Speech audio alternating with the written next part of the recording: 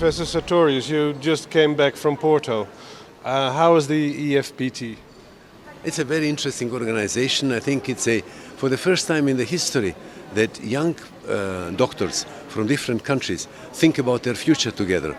Previously it was the old people who thought about the future bit, but they will never be there in the future. So it's much more useful that the young ones do it. We had directly before the EFPT, before the forum met, we had a course for young psychiatrists.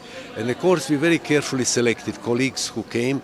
That is a course where we are providing them with professional skills and leadership skills. Very simple things, which however enable them to communicate, enable them to present their ideas more clearly, enable them to go through life with a little more ease, because these skills are unfortunately not taught in any of the medical or postgraduate curricula.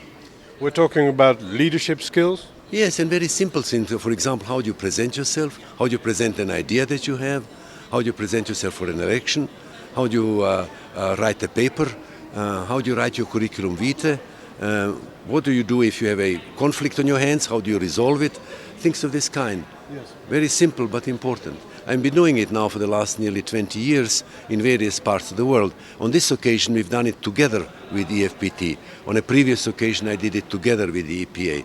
But it was the AIM's, so to say, original design has been our organization's design, which sprung out of the realization how much easier is life if you have some of those skills, and how little time it takes to learn them if somebody tells them how to do it.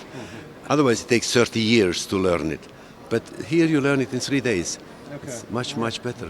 When I was a young psychiatrist, and I worked for a while abroad and then at home in various places, and I really had difficulties. I had a difficulty to come to a new culture and find a way to communicate with people from another culture. I had a difficulty in most things. And most of these difficulties have been due to the fact that nobody has ever taught me how to do things. So I thought then, as time went by, maybe I should tell other people about my own experience, and that is how they started 20 more years ago. Since then they've developed and sort of crystallized in a rather simple set of things that we are providing or offering to these young people. One of the characteristics, for example, of these courses is that 80% is done by them, not by ourselves. It is making them use role play, make presentations. Sometimes we film the presentation and go back through it several times to see what could be done better. Practical exercise. Very practical, extremely practical.